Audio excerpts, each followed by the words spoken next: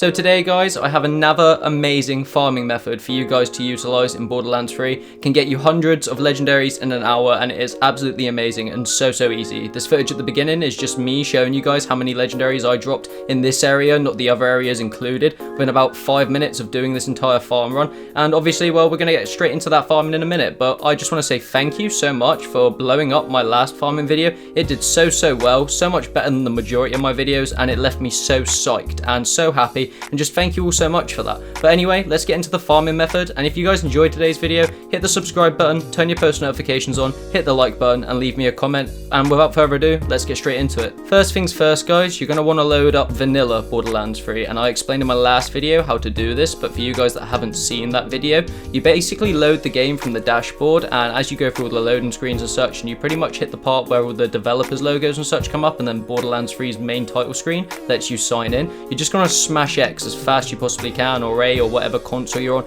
so that you load straight into your game, and that's going to bypass the patch that they put from the main menu, so that you'll be in vanilla Borderlands 3. You'll know you've done this because as soon as you hit the start button in your actual game, it should say that there's a patch available, and you're just going to want to say no to that. Once you've done this guys, you're going to be ready to start using this farming method, and the area we're using this farming method in is at Jacob's estate. You can be in the middle, you can be at the spawn. I tend to spawn at the actual spawn location in the area itself, so I can run through the entire area, but it really doesn't matter because you can run to all of these areas after you log back into the game, after you close, after you've run the entire farm. So just spawn wherever you want. You'll probably spawn at some points on a new U station you've passed, but anyway, it doesn't matter because you can just run to all of these areas. A quick reminder guys, if you're not happy with the mayhem effects that you've actually got in your lobby when you spawn, you can just close the game, reopen the game, spam X to spawn in and bypass the patch until you've actually got mayhem effects that you're happy with, because you are going to need to do this farm on mayhem free to make as many legendary spawn as possible. So now that all of that's out the way, let's talk about the actual farming method, and the farm is dead easy. You guys just want to walk through Jacob's estate as you would if you'd just come to this area, and you just want to keep your eye out for any hoarder tinks you find.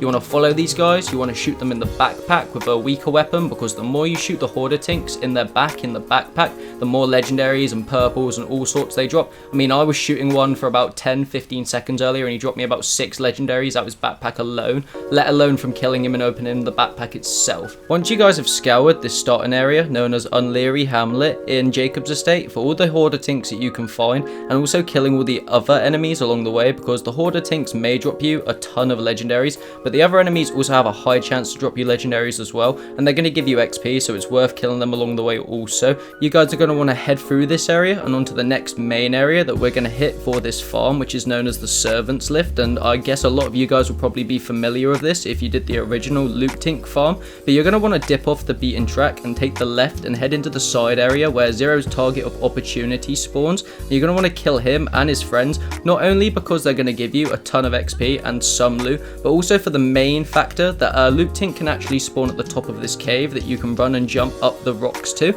He didn't spawn in my video, but he did spawn on the next attempt I did on this farm, so it is worth going here just for another check so you can get some more loot if he is here. So from here guys, you're going to want to backtrack and actually head up the path that we just went off to actually enter this side area, and you're going to want to enter the Servants Lift area, which is actually an area a lot of you are probably familiar with if you did the original Loot Tink farm. This Loot Tink still spawns now on the pre-patch vanilla version of Borderlands 3. He's always guaranteed, so heading to this area you're always guaranteed to get a Loot Tink, and there's a ton of enemies in this area to kill also, and they can drop you legendaries as well. And there's not just this Loot Tink, I've had 2 or 3 Loot Tinks spawn in this area themselves, so if you see them, you're just going to want to follow them around again, shoot them in their backpacks so they drop extra goodies for you guys and legendaries and such, and you're just going to want to make sure that you clear the entire area of enemies so that you don't miss any hoarder tinks, and so that you maximize the amount of legendaries that you guys can get hold of. Once this area is fully clear of all the enemies and you guys have checked your loot and you're happy to move on, you're going to want to backtrack back towards Unleary Hamlet, and you're going to want to enter the area called the Unhallowed Bog.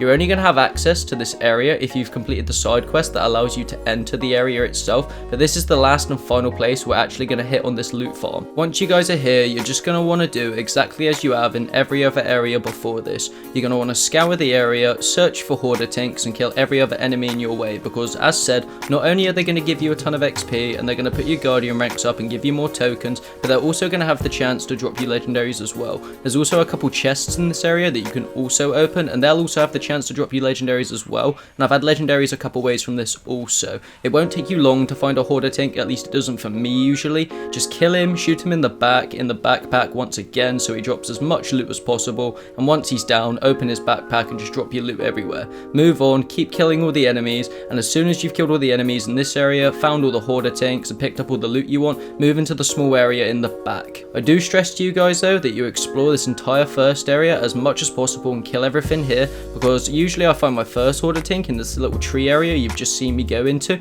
but they can spawn all the way up the top, so check everywhere before you head into the back area. Once you guys have fully cleared this area, killed all of the enemies and checked all of the loot that you've dropped, head into the final area in the back where you'll usually find a couple badass enemies chilling out, and usually a couple hoarder tanks will spawn here as well. Clear them up, clear all the badasses and other enemies that spawn here up, check all of your loot, and then you're ready to quit the game and reload. When I say quit the game and reload guys, I mean you're going to quit the game to the main menu just to make sure that your actual save saves and all of the loot that you've just earned actually saves with it. You're then going to close Borderlands 3 down and you're going to redo exactly what I did at the very beginning of the video. You're just going to reopen Borderlands 3, you're going to spam your X button so that you spawn in, you bypass the patch in the main menu, and boom, you're ready to redo this run. You'll probably respawn at the Unhallowed Bog, as this is the final area I hit in this video unless you've run this actual route differently to me, but you'll still spawn in the area, everything will reset, and you're ready to redo this legendary farming route. And there you have it guys, another amazing farming method for legendaries in Borderlands 3. I know it's very similar to the looting method, but if anything, it's a lot better because it covers a larger area and you can get about 20 to 30 legendaries at a time doing this, and it only takes about 5 minutes.